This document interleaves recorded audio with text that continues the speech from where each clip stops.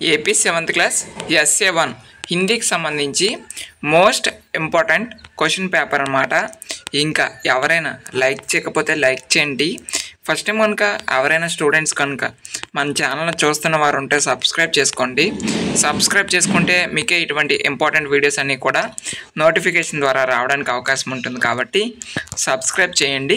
ఇంకా ఎవరైనా లైక్ చేయలేని వాళ్ళు స్టూడెంట్స్ ఉంటే లైక్ చేయండి. లైక్ చేయడం ద్వారా మీలాంటి స్టూడెంట్స్ ఎన్నో మందికి ఈ వీడియో రీచ్ అవుతుంది. సో కాబట్టి ఒక్క లైక్ అయితే చేయండి.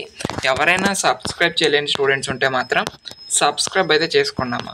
సబ్స్క్రైబ్ చేసుకుంటే మీకే ఇటువంటి ఇంపార్టెంట్ వీడియోస్ అన్నీ కూడా నోటిఫికేషన్ ద్వారా వచ్చేస్తాయి.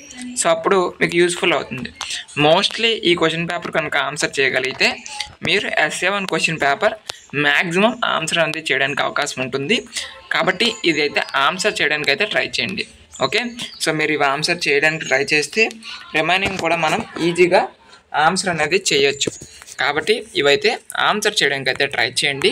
మీకు ఇంకా ఏమైనా డౌట్స్ ఉంటే మాత్రం కామెంట్ బాక్స్లో అయితే మీరు కామెంట్ చేయండి.